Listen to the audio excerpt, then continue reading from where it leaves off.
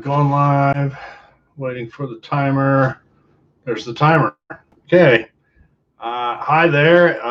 I am trying something new out today. I'm trying kind of a live question and answer session to see how it goes. My name is Ron. I'm an X-ray tech, certified in X-ray and CT. I've been to ultrasound school, and I've been in radiology administration for about 10 years. I think our field is undergoing some really crazy times, and there's a lot of stress out there. Some of my recent and upcoming talks with the AHRA and other conferences is about rad tech burnout. I'm very concerned about the way rad techs are being treated across the country in this coronavirus situation, and that is going to be my focus on an upcoming AHRA conference talk, Rad Tech Burnout. I've identified about 13 different ways that we're getting burned out and what causes it, and how to try to reverse that trend.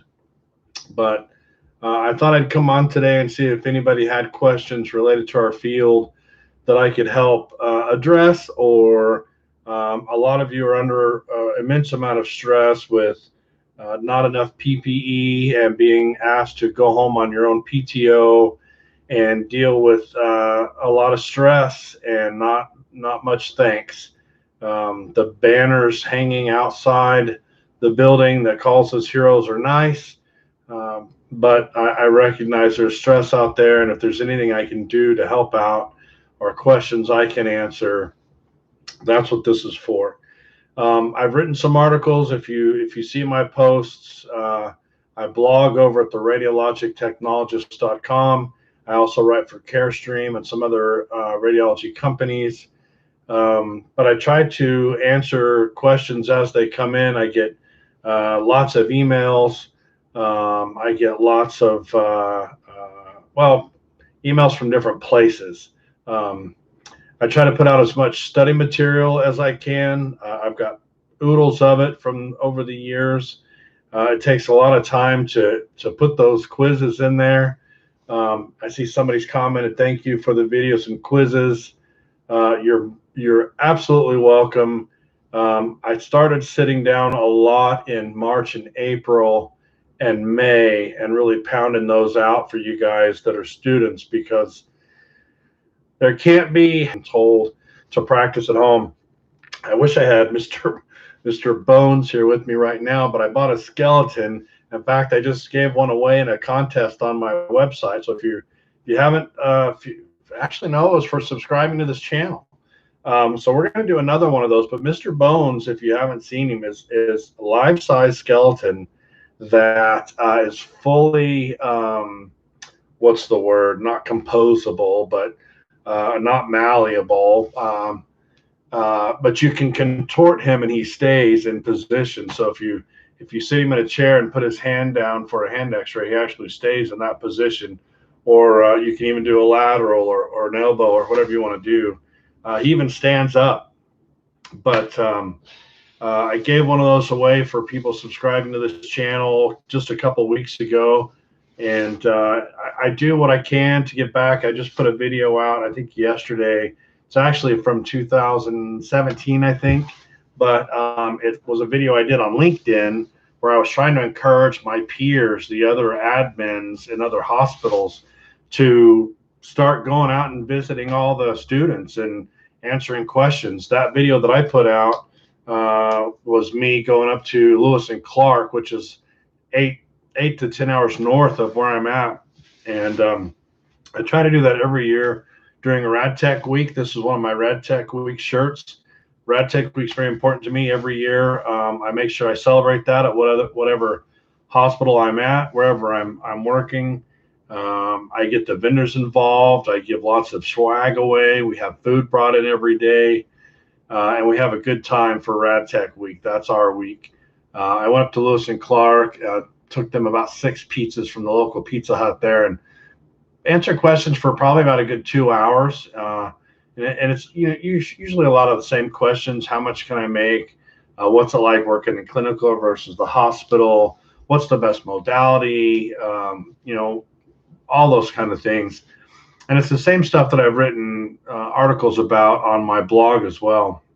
So the easiest way to navigate that blog is if you go to the radiologictechnologist.com, and up at the top are some links. If you click on sitemap, that'll take you to a page where I've listed all the articles, kind of like a table of contents, and you can scroll through and see something of interest and click on it from there. I've also got over 35, I think, videos on this channel related to what we do. I've got 2 podcasts. One really interesting podcast is the interview I did with the girl that's an X-ray tech in Hollywood. She's the mobile X-ray tech, so she goes out to all the movie stars' houses, and she's got some interesting stories to tell about what she's done and how she gets paid and the kind of money she makes and the weird things that have happened. Keeping HIPAA in mind the whole time. The other podcast was with the head physicist with the AAPM, who's behind the whole "Stop Shielding Your Patients" movement, which at first caught us all off guard because that's all we were ever taught was shield, shield, shield. And studies are coming out now showing that maybe we're headed the direction of not shielding. In fact, some hospitals have already put it in their policies that we don't shield. But that's not what this video is for, unless somebody asks about it. But things are changing. Our instruments, our machines are getting much, much better at what they do. But the craziness out there, this trend, if you saw Z-Dog's video the other day where he went on a big rant about having been fed up with administrations and how they're treating the staff. I think he could have substituted the word nurse for X-ray tech and been spot on. It's getting to the point now where X-ray techs are getting sent home and told they have to use their PTO if they want to get paid. Man, that's not what PTO is for. PTO is earned so you can take time off when you need to take time off, not to save the hospital money. You shouldn't be forced to burn all of your PTO because the hospital has some low volumes. Back in the day, I remember when things got slow, you were cleaning the dust bunnies out of the corners of the room, and you were cleaning the portable, and you were doing things to stay busy. If it got slow, you didn't get sent home and told you had to burn your own PTO. Anyway, I'm happy to put these quizzes and stuff. If you look at the blog, I have a whole bunch of anatomical images up there in X-ray format where I've blocked out all the physiology. I even have the California State fluoroscopy questions up there. Quite a few. I think I've got several hundred up there to help anybody taking the California exam. And if you have requests for, I've got boxes. And my wife used to wonder why I kept it all because she's actually an X-ray tech too. We're both X-ray techs. But I always felt like at some point I was going to run my own program, maybe start my own program. You never know. I've always enjoyed teaching. So I've kept all my curriculums everywhere I go. I've got my X-ray school curriculum. I've got my ultrasound school curriculum. I've learned echo, some echo over the years. I've learned some MRI over the years. I've got tons of textbooks. I don't get rid of any of it because you never know when you're going to need it. Do I have anything about learning C-arms? Still set to graduate in August, but I lost 16 weeks of clinicals. Yeah, that, back to, man, your class of 2020 and 2021, being an X-ray tech, a secure job, and I always would say, and I still say absolutely, but I've never seen a situation like this where, and it's odd because you go to like New York City and you're working your butt off, and you come here to Idaho and you're getting sent home. It depends on where you're at. I was on a contract a couple months ago, and administration basically said nobody gets in the hospital as far as patients go unless they're emergent. Everybody has to be outside getting screened, and if back in, run some tests, go back out, and if they don't need to be seen right away, they're told to go home. So no elective surgeries. I had to tell my mammogram patients they couldn't come in for 6 weeks. DEXA scan patients couldn't come in for 6 weeks. So when you drop your volume like that, you're going to lose your hours for your staff. Luckily, the staff I had at the time got together and said, "Look, we'll voluntarily give up 10 hours a week because if you don't get proactive in those kind of situations, the admin will just come in and cut half of it." So they were smart and they went proactive instead of defensive. But as far as C-arms go, I'll have to look. There's no books that I've ever had on C-arms. That's always been training. A friend of mine, actually, he trained me in X-ray on the weekends back in 2004, 2005 at Mesa General. His name was Eric Harold. He gave up being an X-ray tech to be a C-arm app specialist for GE. And he would travel around. I don't think he's with GE anymore. He's not with GE now. He's with a different company. Hang on a second. I don't even know how to kill that. It'll stop here in just a second. I've got a daughter on a mission, and she does a group call from her mission.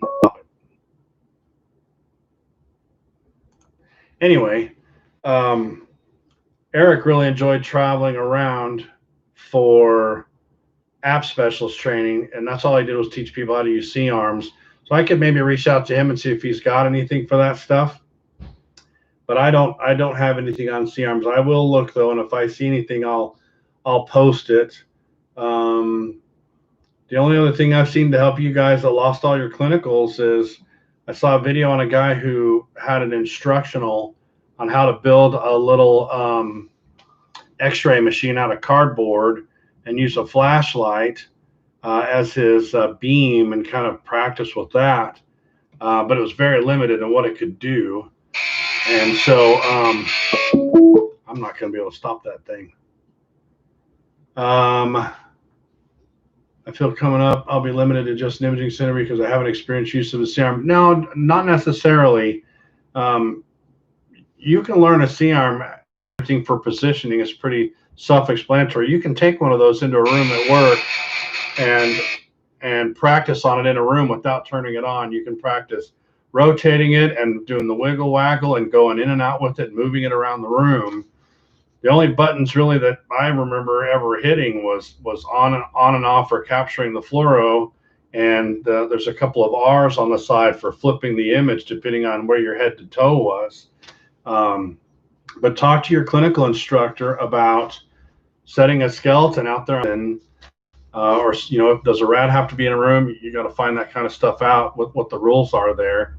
But you can practice with the C-arm if there's one at your location, and see if you can do that. Maybe you can't get into the OR, but you can still practice with the C-arm. If you start a program, if you could start a program tomorrow, which modalities would you choose for your students to learn? Also, do you think starting a mobile imaging company would be lucrative? Absolutely, it would. I thought about starting a mobile X-ray company decades ago because it's pretty low overhead, actually. They've got X-ray machines that you can fold up and put in your trunk that are, I wouldn't say the size of a suitcase. I mean, I guess it depends on how big your suitcase is, but mobile X-ray machines, just Google it. You'll see what they look like. Portable mobile X-ray machines are very small and pretty easy to pick up and put in your trunk or put in a van. And with digital now, you could drive around, shoot images, upload it to a server over Wi-Fi, and you wouldn't have to do like back when I was looking at it. There was CR cassette, so you run it, capture the image, erase the plate, go shoot the next X-ray on that CR plate. Now with it all digital, it's pretty easy. In fact, I've been thinking about doing that where I'm at now because there's no mobile company here. And really all you need is a radiologist that'll read for you. And typically you can get rads to read your X-rays for pretty cheap, maybe $25 a pop or less. Depends on how bad they want the business. Um, but yeah, I think mobile imaging is definitely and ultrasound. If you get into ultrasound, I know people that do the gender reveals at the mall. They give you a 3D image of the baby with the ultrasound, or they are going having Facebook parties and going to people's houses now with their ultrasound machine and doing gender reveals for 199 $199. They'll do a gender reveal at your house, and you don't even need radiology orders for that stuff because there's no radiation. Um, which modalities would you choose for your students to learn? Well, X-ray is your basis. CT is mostly on the job, but there are some community colleges that have scanning is on the job. Nuke Med you have to go to school for. Nuke Med and ultrasound. And people argue that you can learn all that on the job, and if you're in a remote place and is online. It says the connection is unstable, trying to reconnect. I don't know if we have a good connection. Any new? I get some stuff, from the admin perspective of like, why does it take so long to replace somebody when they quit or get fired? Or why does it take so long to fix my machine when it breaks, or doing it before me? It's not as obvious. There's a lot of red tape that gets in your way. I've done some things that I thought were no brainers to make the department run better, and yet I get pushback from the ER, or pushback from human resources, or pushback from an administrator. Work like button and subscribe. I'm trying to get to 1,000 subscribers by Christmas. I'm around 560 or so now, and I hope to hit 1,000 by Christmas. If you can tell your peers that I'm doing that.